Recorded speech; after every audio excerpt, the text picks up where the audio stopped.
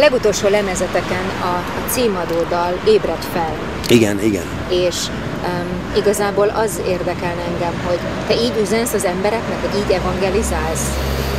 Igen, hát én bevallom őszintén, hogy viszonylag fiatal keresztény vagyok, vagy lassú ember vagyok, azt is mondhatnám, mert azért 6 éve már, hogy megtértem, és a zenekarom úgy effektív nincs megtérve, viszont én vagyok a főnök, és azt írok, amit én a saját zenekaromban, és nyilván ez megjelent. Én nem szántam ezt a lemez direkt evangélizáló lemeznek, tehát nincs megvalva Jézus neve rajta, vagy ilyesmi, hanem én úgy gondoltam, hogy lehet a világ felé is fordulni. Az új hitem, tehát a hitem benne van, tehát én folytatólagosnak érzem az egészet, hogyha erről kérdezel a blues bandemről, ami régen Dirty Blues Band volt, megtérésem után töröltük a piszkos szót. Annak idején miért volt fontos beletenni a dirty szót?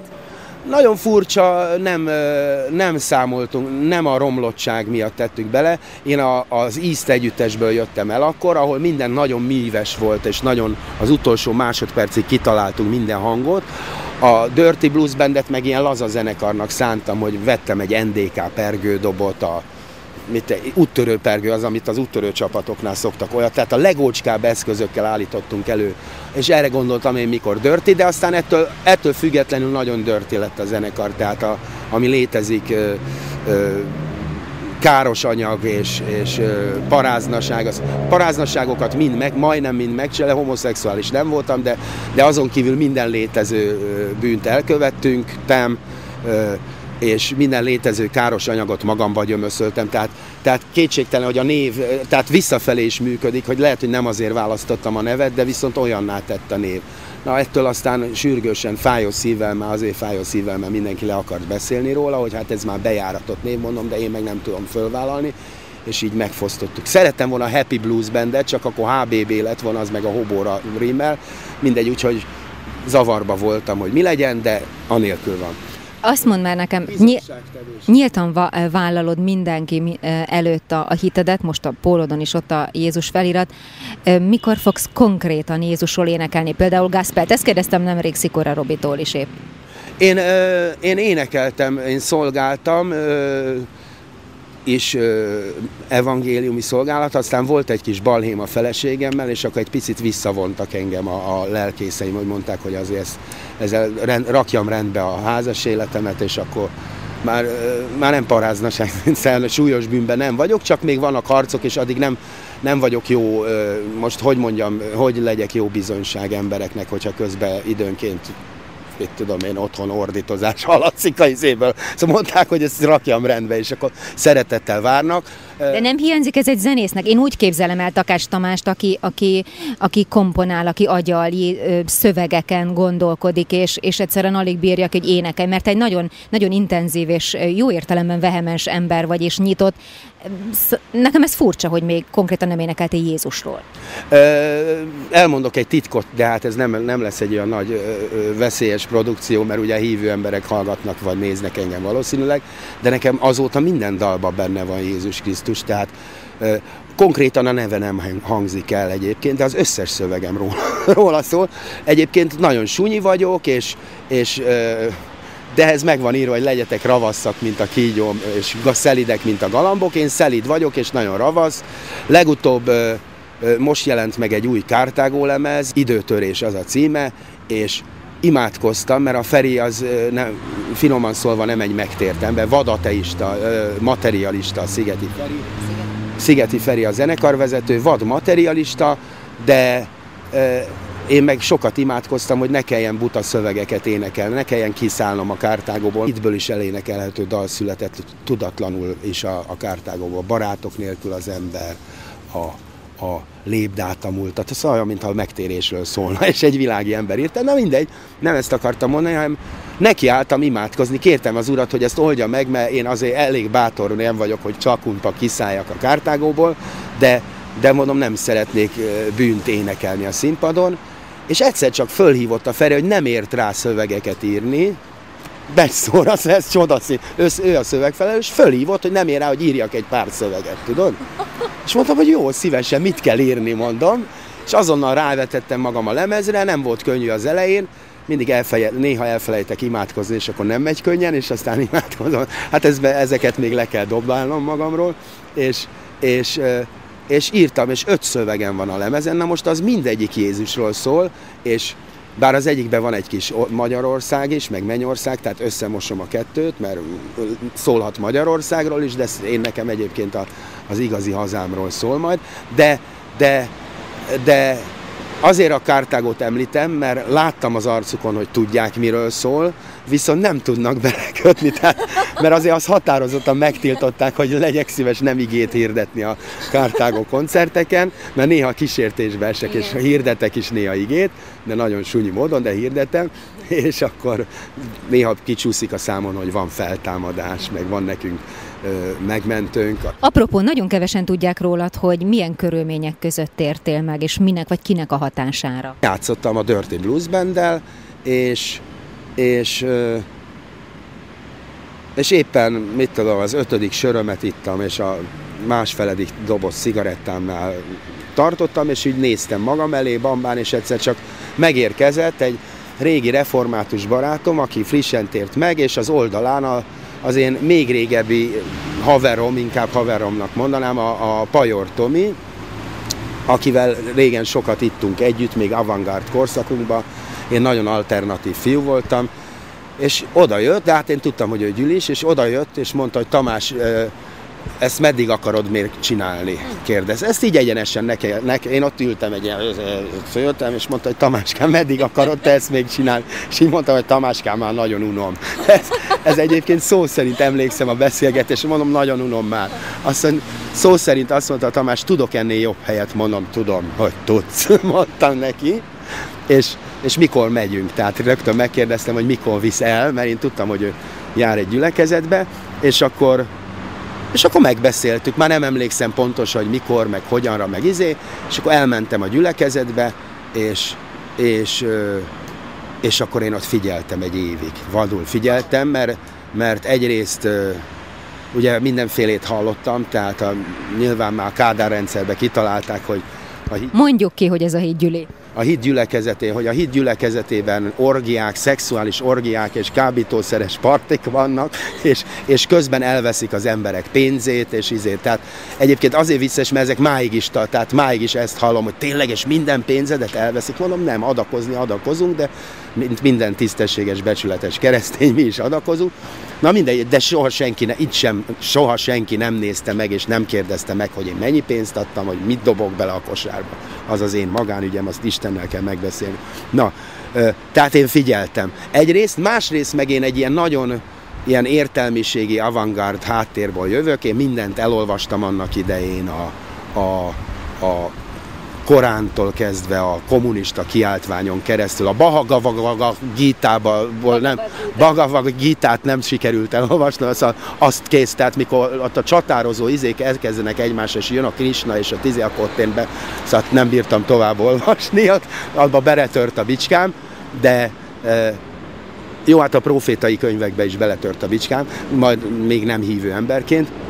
Tehát azt akartam mondani, hogy én mindent olvastam, és olvastam a Szentírásból is, a Mózes 5 könyvét, Józsuéból valamennyit, mondom, a profétáknál egy kicsit tehát azt már nem tudtam elolvasni, és én olvastam az Új Szövetséget is, az evangéliumokat is olvastam, az apostoli leveleket azt olvastam, de egy kukkot nem ért, tehát hogy sokat mondjak, egy kukkot se értettem. És egyébként mi volt a reakciód, sőt, hogyan vélemény, ha te egy nagyon intellektuál ember voltál, akkor mi volt a véleményed mondjuk a mózesi könyvekről és az evangéliumokról? Nekem nagyon tetszett, tehát én úgy voltam kocsma filozófus, kocsma keresztény is, azt is mondhatnám, hogy kocsma keresztény, mikor megkérdezték, de ez hát megtérésem előtt. Megkérdezték, hogy szerinted van Isten vagy nincs, akkor volt egy ilyen mondásom, hogy én nem tudom, mert én még nem találkoztam vele, én drukkolok, hogy legyen. Tehát én úgy volt, tehát megtérésem előtt is úgy álltam a dologhoz, hogy én drukkolok, hogy legyen Isten, mit tudom én. De nem csak ezért, nem ezért olvastam, én úgy gondolom, azért olvastam, mert azt mondta a magyar tanárnőm, hogy ha meg akarod érteni az európai kultúra 90%-et, akkor minimum az evangéliumokat tessék elolvasni, meg a Mózes második könyvét azért illik, tudod, hogy azért mégis mi hogy volt, ki volt az a Noé, vagy első könyvet, és ki volt az a Noé, meg ki volt az a Mózes, meg mind mentek át, mikor a Vörös-tengeren hogy mentek át. Szóval vannak alapbeli, és még nem tartunk a hitnél, hanem csak ott, hogy európai ember vagy-e, vagy nem. Ezt csak azért ajánlom, hogy azért olvassa mindenki a izét. De ez a megtéréshez nem volt, mondom, elég, viszont rettenetes, hogy visszatérjek az eredeti témára, rettenetesen figyeltem, hogy nem vezetnek-e meg. Egyébként ezt máig is, már hívő emberként is ajánlom, mert mikor, gondolom nem titok, mikor fölhívtatok, akkor, hogy a Bibliáról fogunk beszélni, és hogy miért ajánlom. Nagyon fontos, ma már tudom, hogy nagyon fontos, azért is, több szempontból fontos, de azért is nagyon fontos a Szentírás, mert mindig fontos egy kereszténynek összevetni azzal, hogy mit tanítanak, mert a hit hallásból van, azt tudjuk, illetve az is itt van megírva, de azért mondanak emberek néha hülyeséget is, emberek, Isten bocsánat, ez nem számít csúnya beszédnek, remélem, tehát marhaságokat mondanak, és akkor elő kell mindig venni a Bibliát, és meg kell nézni, hogy harmonizál-e a dolog. Azért van ilyen zacskóban, mert mindig nálam van.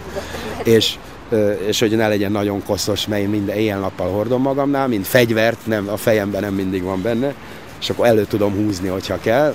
Na, minden esetre azt akarom mondani, hogy nagyon fontos mindig megnézni, hogy ide is az van-e írva, amit tanítanak neked. Na most ebből a szempontból jártam én a híd gyülekezetébe egy fél évet, vagy én nem tudom pontosan, mert nem értem az időt, de sokáig jártam úgy oda, hogy néztem, hogy nem vezetnek-e meg, tudod? És nem az történt, hogy nem megvezettek, hanem az történt, hogy olyan dolgok is leestek egyszer, csak amit eddig, mit tudom én, mondom, hogy 10 éve voltam bibliaolvasó ember, és nem értettem, hogy az hogy van, és egyszer csak, mondom, én úgy szoktam mondani, azóta is, ha bizonyságot teszek embereknek, hogy sokáig mindig tiszteltem ezt a könyvet, de úgy gondoltam, hogy van benne egy-két butaság. És aztán így az idők folyamán mindig rájöttem, hogy nem ebben van butaság, hanem én gondolok marha nagy butaságokat. Tudod? Ott megtértél az első, vagyis az egy vagy fél év után? Tehát mikor azt láttam, hogy ez nem gáz, tehát hogy nem rossz nem hamis tanítást kapok, erre nagyon-nagyon figyeltem, mert mondom, voltak ijesztgetések, meg én voltam, mindegy, hosszú.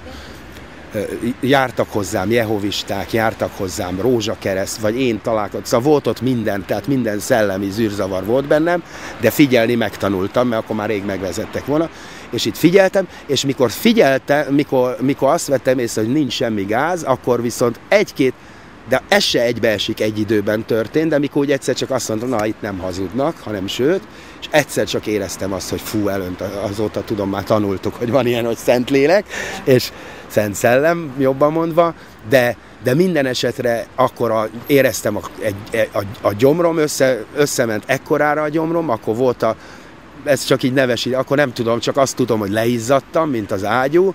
Most már tudom, hogy iszonyú harc, mert voltak a démonok, mondták, hogy ki nem menjél, te hülye vagy. A másik, az én. Nálam ugyanez volt. A Takács Tamás meg mondta, hogy dehogy is nem, ezt nem úszod meg, Tamás. Ne viccelj! Ráadásul az is fura volt, hogy tudod, akkor jött az ördög azzal, hogy te ismert vagy, ráadásul mindenki téged fog nézni. Ki fognak röhögni, ott fetreng majd az összes barátod, hogy te ott kínálsz. Nem, mondtam én, tudod, és akkor fölemeltem, egyik lábamat a másik után tettem, és kimentem, és megtértem.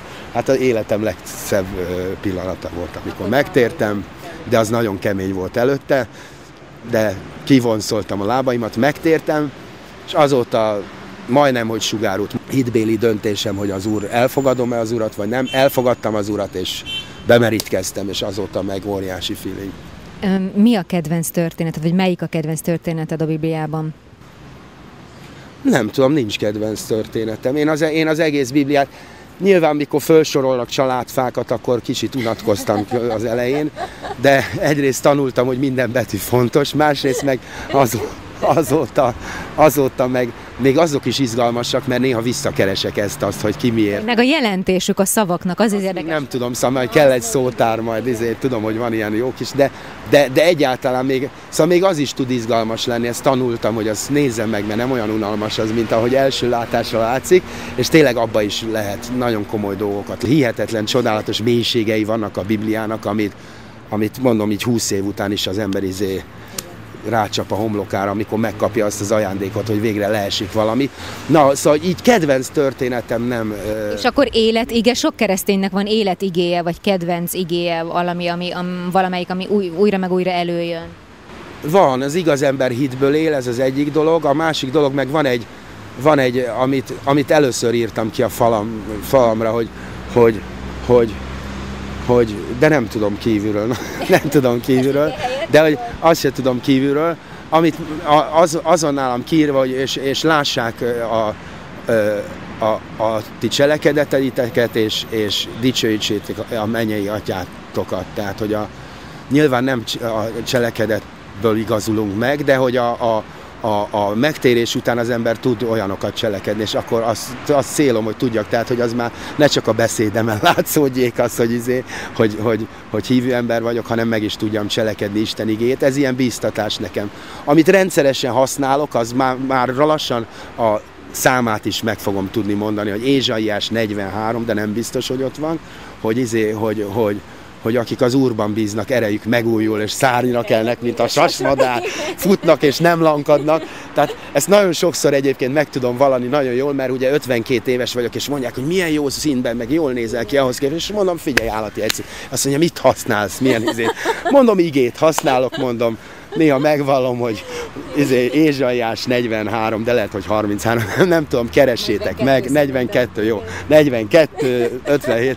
De azt tetszik egyébként, az amerikai kultúrában marára tetszik, hogy ott használják a Bibliát, és akkor láttam ilyen kosármeccs, gimnáziumi kosármeccs, és lent a fiúk dobálják meg küzdenek, és akkor a lányok meg lengetik a zászlót, és rá van írva, hogy Ézsaiás 43-15, tudod?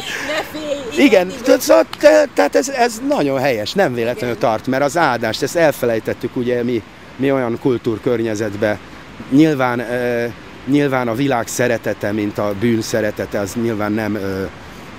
nyilván nagyon fontos, hogy ne távol tartsunk magunkról a világhoz, de nem szabad kijönni a világból, ez az egyik dolog, mert bizonyságot kell tenni. A tanítványokat kiküldte a világba Jézus, nem azt mondta, hogy bújjatok be egy barlangba, és sajnos van egy ilyen rossz hagyomány itt Európában különösen, hogy aki keresztény, az üljön, azt várja el tőlünk a világ, gondolom ez az ördögtől van, hogy ne legyél bizonyságtevő keresztény. És nem az anyukám is ezt mondta, aki pedig imádkozó ember volt, de azt mondta, hogy miért kell neked, fiam, állandóan erről beszélni. Mondom, anyu, nem olvastad a Bibliát? Hát azt nem nagyon, tudod. Hát mondom, azt mondja, hogy tegyetek tanítványokká. Nem biztos, hogy én vagyok a legjobb tanító, vagy ilyesmi, de azt mondta, azt minden kereszténynek szent kötelessége, benne van a Szentírásban, hogy a hitedről beszélj embereknek. De na most visszatérve, van egy ilyen rossz, sátántól szerintem indítatott valami, hogy ez a magánügyed, erről te ne beszéljél, ezt a világ így szeretné, hogyha te kussoló keresztény lennél, aki ül egy ilyen barlangban, és csapdossa a saját hátát egy korbáccsal, és zsolozsmázik ilyen hogy mea culpa, én igen nagy bűnöm, és neked, és rongyokba mászkál, igen. Tehát hát engem nem erre hívott el az Isten, hanem azt ígérte, az Isten azt ígérte, hogy megvéd, jól lehet, van, aki mártírrá válik, akkor is boldogan hal meg, de egyrészt megvéd engem, ez az egyik, másik a bővölködővé tesz. Tehát ez nincs, nekem nem kell böjtölnöm kell, vagy amikor úgy gondolom, hogy böjtölni kell, akkor böjtölni kell, de nem arra hogy én nyomorogjak, meg a mocsokba fetrengjek. Nagyon fontos a Biblia, egyrészt Isten beszéde, hát ezt tudjuk mi keresztények minden, ha valaki nem keresztény, akkor ideje, hogy szemben nézzen a ténnyel, hogy egyszer beszélt Isten, illetve embereken keresztül, az mind ide le van írva. A többi kamu, ez ide le van írva. A másik, ezért fontos. A másik dolog, hogy nagyon izgalmas, szerintem tök izgalmas. A harmadik dolog, hogy hasznos az meg van ide írva, szó szerint megint nem tudom idézni, de hasznos a tanításra és a feddésre, jobbításra. Tehát én úgy gondolom, hogy erre bizonyságot tudok tenni, hogy nézd meg azokat az országokat, ahol lehetett olvasni, tehát ahol nem volt betiltva, mert tudjuk, valljuk be őszintén, hogy a kereszténység bizonyos századaiban be volt tiltva ez a könyv. Tehát konkrétan mágiára küldték azt, akinek volt ilyenje otthon. De ahol ez gát nem volt, azok az országok, és ez is egy érdekes, ami azóta jöttem rá, és mennyire igaz az ige, hogy a jobbítása. Tehát nem csak a mennyben lesz jobb dolgod, hanem már itt a Földön is jobb dolog. Ha valaki ezeket szem előtt tartja, akár az ószövetségi törvényeket, és nyilván nem mind a 3300 valamennyit, de az alaptörvényeket ugye azért vannak, hogy ne lopj, meg ne paráznák, hogy meg ilyen furcsa dolgok, tudod? Szóval, hogy más feleségét, maráját ne kíván, stb. Ez nem összemossa a feleséget a marákkal, csak ezek szokásos ilyen ellenvetések, kötözködések inkább. Tehát vannak ilyen alapvető alapvonalak, amik nyilván egy hívő keresztény már betart automatikusan, nincs szüksége a törvényre, de aki még nincs erős hite, az bizony támaszkodnia kell a törvényre is, hogy azok a kultúrák, azok az országok, azok tehát működik a gazdasági életük. Gondolok itt Amerikára, Németországra, Luther Márton után, van politikai kultúrák, Anglia, szóval kiderül, hogy ez hasznos könyv, nem csak az üdvösséget szempontjából a leghasznosabb, meg ez a név, ami a mellemen itt virít, de a mindennapi élethez az, hogy jobban élj, ahhoz is merem mondani, hogy elengedhetetlenül szükség. Jó illatot, szellemi jó illatot lehet csinálni a lakásba azzal, hogyha szól az evangélium például. De jó végszó volt, köszönöm szépen. Nincs a földön annyi jó, annyit tiszta szó,